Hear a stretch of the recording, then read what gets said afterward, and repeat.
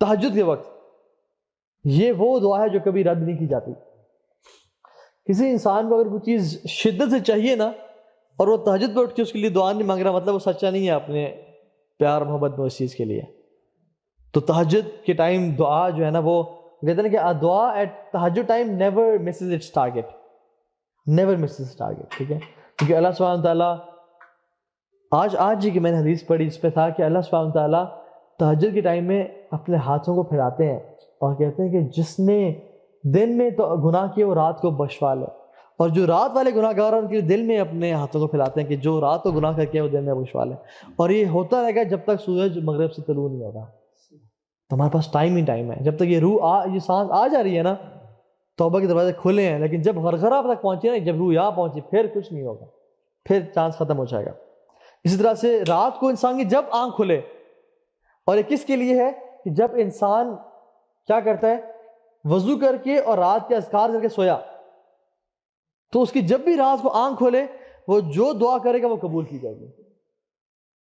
ہماری کتنی دفعہ آنکھ کھلتی ہے رات کو اور ہم دعا نہیں کرتے، بس آنکھ دیکھا، ٹائم دیکھا، کروٹ بدلی اور دعا ڈز.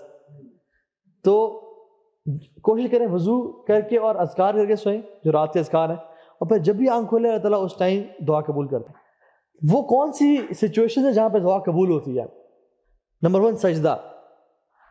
انسان اللہ تعالیٰ کے سب سے قریب سجدے کی حالت میں ہوتا ہے، تو اسے چاہیے کہ کثرت سے دعا مانگے.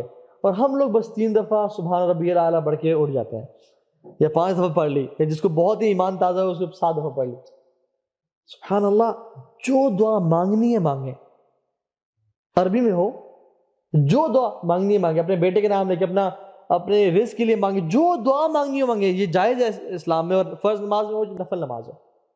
اللہ کے میں کتنی دعائیں مانگی یار سجدے میں، اللہم لک سجدت وبک آمنت ولک اسلمت سجد وجہ الذی خلق وصور، ساری دعائیں مانگی. پھر اللہم انی اسألک برضاک من سخطک وبمعافاتک من غضبک واعوذ بک منک لا نحصی ثناء علیک انت کما اثنیت علی نفسک. یہ دعا کثرت سے دعائیں مانگی رکھے ہیں. ہمیں تو صرف 1 یا 2 دعائیں یا میکسیمم 3 دعائیں آتی ہیں. اکثر لوگوں سے سبحان ربی اللہ ہی آتی ہے اور اسی پہ کام چلا رہے ہیں، لا حول ولا قوت الا باللہ. تو اس کو کثرت سے مانگیں. اسی طرح سے دعا بٹوین آذان اور اقامہ، اذان اور اقامت کے درمیان جو دعا کی جاتی ہے وہ بھی قبول ہوتی ہے 100%. اس میں کوئی شک نہیں ہے. یہ میں وہ بتا رہا ہوں باتیں کہ میں آپ کو حدیث پڑھوں نا آپ کہنے لگیں گے وہ رد ہی نہیں کی جاتی. اتنا کانفیڈنس سے کہا. مسئلہ کہ ہمارے اندر کانفیڈنس نہیں ہے، ہم کہتے ہیں نہیں یار پتہ نہیں لگ رہی نا، ایگزیجریٹ ہو رہا ہے. سبحان اللہ، صحابہ نے دنیا میں چینج کیسے لائے؟ دعاؤں کے ذریعے لائے اور محنت کے ذریعے لائے. ہم لوگ آج کے ذلیل ہو رہے ہیں، نہ دعائیں کرتے ہیں نہ کچھ کرتے ہیں. تو جمعے کے دن بھی ایک ٹائم ایسا آتا ہے جس میں ہر دعا قبول کی جاتی ہے، اور کچھ مفسرین نے بتایا کہ وہ عصر سے مغرب کا ٹائم ہے، لیکن حدیث میں مینشن ہے کہ جنرلی جمعے کے دن ایک ایسا وقت ہے جس میں دعائیں قبول کی جاتی ہیں. ٹھیک ہے، اور تو اس میں ہمیں دعا کرنی چاہیے. عرفات کے دن دعائیں قبول کی جاتی ہیں. جہاد کے میدان میں جو شخص جہاد پہ گیا ہوا ہے دعائیں قبول کی جاتی ہیں. بارش کا ٹائم، جس سے کل پرسوں بارش ہو رہی تھی، ہم لوگ سٹوریز پہ اپڈیٹ کر رہتے ہیں اور دعائیں نہیں کرتے. تو دعا کریں اس ٹائم. مطلب کون سا انسان ہے اس کو کچھ نہیں چاہیے؟ کوئی ہاتھ کھڑا کرے مجھے کچھ نہیں چاہیے اللہ سے، کوئی بھی نہیں ہے یار ہم میں سے. ہم سب محتاج ہیں، ہم سب فقیر ہیں، ہم سب کی بہت ساری خواہشات ہیں ہمیں چاہیے، لیکن ہم دعا نہیں مانگتے، ہم مانگتے نہیں ہیں.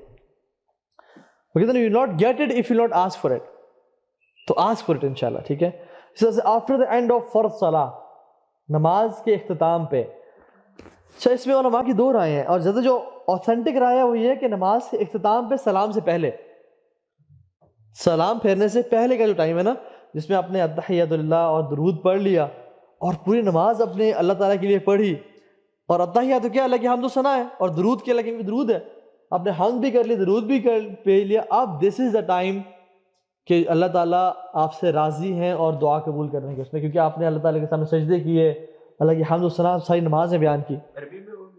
عربی میں شیخ نماز کے بیچ میں جو پڑھا جائے گا وہ عربی میں پڑھا جائے گا. اس میں اختلاف ہے علماء. کچھ علماء کہتے ہیں نفل نماز میں سجدے میں اردو میں پڑھ سکتے ہیں، لیکن زیادہ بہتر اوپینین یہ ہے کہ عربی میں ہی پڑھنی چاہیے. ٹھیک ہے، تو یہ ہے. عربی میں دعائیں آسان ہے، انسان سیکھ لے، ترجمہ سیکھ لے، اور بہت جامع دعائیں بھی ہیں. ٹھیک ہے، اللہم انی اسألک من فضلک، یہ دعا بندہ کر لے. اللہم انی اسألک العافیہ، یہ دعا کر لے. اللہم انی اسألک الہدی والتقی والعفاف والغنی، یہ 4 چیزیں مانگ لے. ہدایت، تقوی، عفافہ مطلب عافیت، اور غنا، کتنی جامع دعا ہے تو مانگیں انشاءاللہ.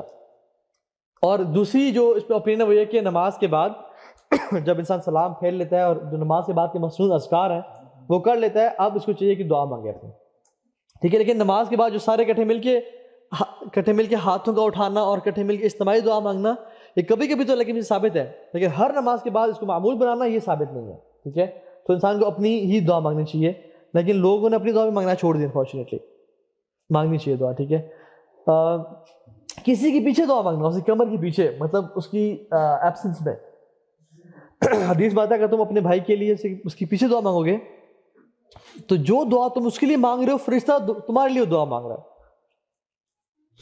تو اگر میں کہتا ہوں یا اللہ میرے بھائی کو رزق دے، اس کو عزت دے، اس کو نیک بنا، تو میرے تو بڑے گناہ ہیں، شاید میری دعا قبول نہ ہو، لیکن فرشتے تو اللہ کی نورانی مخلوق ہیں، ان کے تو کوئی گناہ نہیں ہے، ان کی دعا شاید میرے لیے قبول ہو جائے. تو اس لیے کسی کے پیچھے دعا مانگیں. زمزم پیتے وقت الماء زمزم لمن لم شرب لها، کہ زمزم اسی کے لیے جس کے لیے پیا جائے. فار ایگزامپل مطلب کیا حدیث کا کہ جب زمزم پیے تو جو دعا مانگے اور وہ اللہ تعالیٰ قبول کرتے ہیں. عبداللہ بن عمر رضی اللہ تعالیٰ عنہ وہ زمزم پیتے تو کیا دعا مانگتے ہیں؟ اللہم انی اسألک علما نافعا ورزقا طیبا وشفاء من کل داء. یا اللہ مجھے رزق، علم نافع عطا کر، رزق عطا کر اور شفا عطا کر ہر حالت میں. تو یہ دعا بڑی جامع دعا مانگتے تھے وہ زمزم پیتے ہوئے. اسی طرح سے ملتزم پہ بھی دعائیں مانگی جاتی ہیں. دعا کی جو ایکسیپٹنس ہے نا وہ کس طرح سے ہوتی ہے؟ یا تو دعا قبول ہو جاتی ہے، یا تو دعا قبول ہو جاتی ہے، یا پھر دعا جو ہے آنے والی آفت کو ٹال دیتی ہے. ایک انسان دعا مانگ رہا ہے کہتا ہے یار میری دعا قبول ہی نہیں ہوتی. اس کو کیا پتا کہ اس پہ جو آفت آنے والی تھی، اس کا جو آج صبح ایکسیڈنٹ ہونا تھا اللہ نے اس سے بچا لیا اس کو. اس کی آج جو ٹانگ ٹوٹنی تھی اللہ نے اس کو بچا لیا اس دعا کے بدلے. اس کا آج جو بچہ گرنا تھا، اس کو خدا نہ خواستہ کوئی چوٹ لگنی تھی، اللہ نے اس کو بچا لیا اس دعا کے بدلے. لیکن انسان بڑا خلق الانسان عجولا، بڑا جلد باز پیدا کیا گیا. تو اللہ تعالیٰ یا دعا قبول کر لیتے ہیں یا پھر اس کی وجہ سے آنے والی آفت کو ٹال دیتے ہیں. اگر وہ بھی نہ ہو تو کیا کرتے ہیں؟ قیامت کے دن بہترین بڑے بڑے اجر اور ریوارڈز دیتے ہیں. قیامت کے دن کچھ لوگ آئیں گے اور اللہ تعالیٰ ان کو ان کے اجر دے دیں گے اور کہیں گے کہ جو پہاڑوں جتنے بڑے اجر ہیں نا یہ بھی تمہارے ہیں. یا اللہ ایک ایک نیکی کو بندہ ترس رہا ہوگا جس دن، یا اللہ اتنا بڑا ریوارڈ میں نے تو لے لیا. انہوں نے کہا میرے بندے جو تیری دعائیں قبول نہیں ہوئی تھیں دنیا میں یہ ان کا اجر ہے.